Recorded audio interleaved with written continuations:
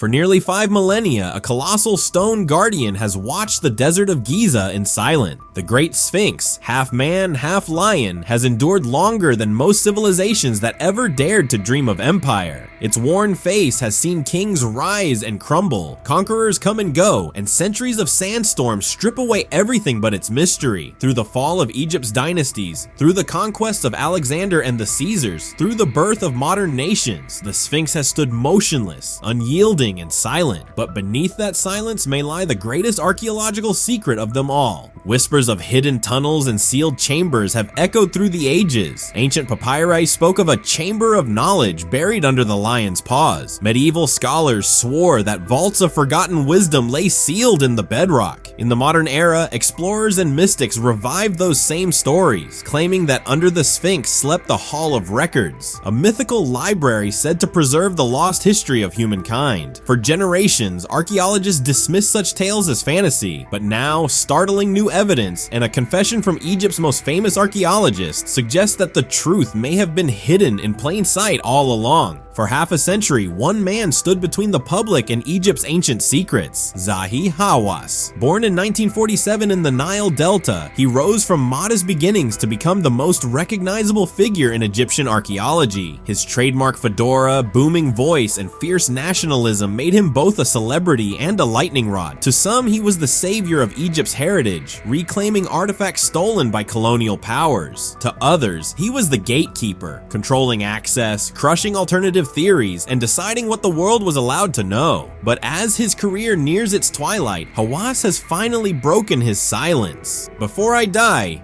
he recently admitted, "I must tell the truth about what lies beneath the Sphinx. The data is real. The instruments have revealed what the eye cannot see." That single statement sent shockwaves through the scientific world. For decades, Hawass had publicly denied the existence of anything hidden beneath the Sphinx. Privately, he had seen the evidence himself. Ground-penetrating radar, first deployed in the early 1990s, had detected mysterious rectangular voids below the monument's northern paw, spaces too symmetrical to be natural. Later surveys only confirmed the anomalies. Seismic readings, Muon scans, and 3D tomography all pointed to the same conclusion. Beneath the Sphinx were hollow cavities, man-made, deliberate, and untouched for thousands of years. The story began with a team from Japan's Waseda University, led by Dr. Sakuji Yoshimura. In 1991, their electromagnetic scans revealed cavities under the Sphinx's forepaws, as well as a tunnel running along its body. Their report, written in Japanese and largely ignored outside academic circles, described shapes rectangular and precise, suggesting artificial construction. Years later, Egyptian teams repeated the experiments with newer instruments and found almost identical results. Still, officials refused to dig. Publicly, Hawass insisted the anomalies were merely natural fissures. Privately, he wasn't so sure. Then came the next generation of scans, AI-assisted tomography and muon detection borrowed from particle physics. By 2023, the technology could peer deep into stone, mapping density variations with surgical precision. What emerged stunned even the skeptics. The images showed a large rectangular chamber, roughly 9 meters by 12, located about 8 meters below the Sphinx's surface, complete with what looked like connecting passageways. It wasn't guesswork anymore. It was measurable, verifiable data. Something was down there, and it wasn't natural. For Hawass, this was both vindication and torment. He had spent decades fending off pyramid conspiracies and pseudo-historians, guarding Egypt's credibility, yet the evidence he now faced refused to conform to the orthodox timeline. Geological studies had already suggested that the Sphinx's weathering came not from desert wind, but from heavy rainfall, conditions that hadn't existed in Giza for over 7,000 years. If true, that would make the monument far older than Egypt's first pharaohs,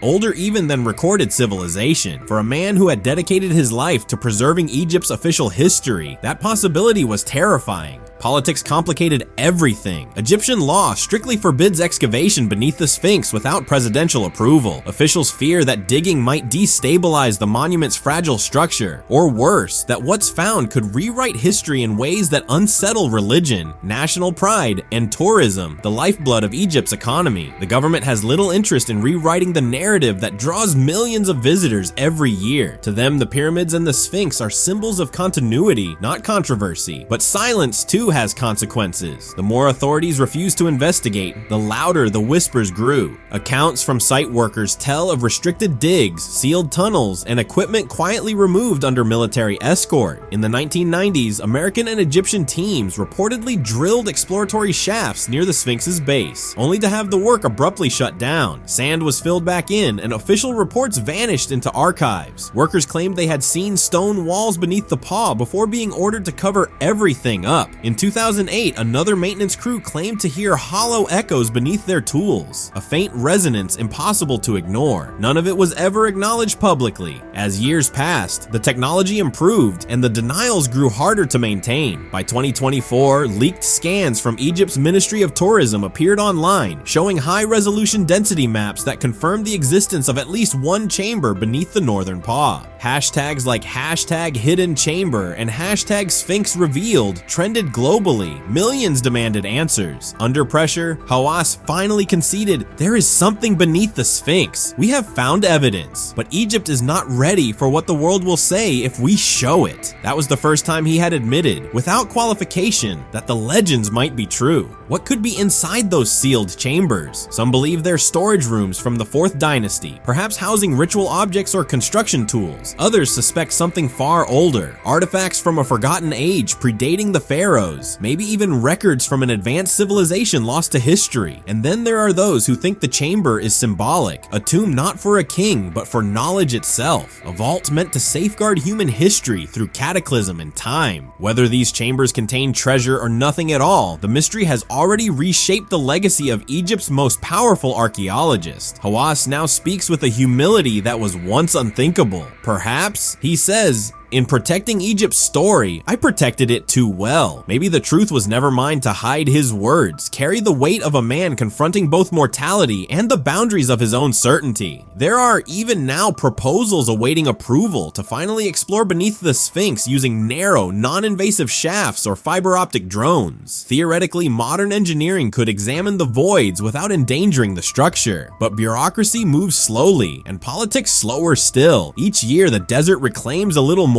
the sand swallowing what little humanity dares to uncover. The irony is unmistakable. The Sphinx, carved to face the sunrise, represents illumination, truth revealed with the dawn. Yet for thousands of years, it has guarded its own darkness. Beneath that eroded stone face may lie not the relics of gods or kings, but the story of humanity's reluctance to confront its past. The Sphinx watches the sun rise every morning, Hawass once mused, but I have spent my life facing the sunset, protecting shadows from the light. Whether those shadows conceal a library, a tomb, or nothing but empty air may not matter as much as the courage to finally look. Because if the scans are right, and if the archaeologists ever get their chance, the moment that chamber is opened could redefine everything we thought we knew about where civilization began. Until then, the Sphinx waits, half revealed, half hidden, its stone lips sealed by time. So what do you believe lies beneath that ancient guardian? Is it a forgotten vault of knowledge, a royal tomb sealed in secrecy, or simply an empty void that mirrors humanity's endless search for meaning? Whatever the answer, one truth endures. The sands of Giza still hide stories older than history, and the Sphinx, as always, refuses to speak.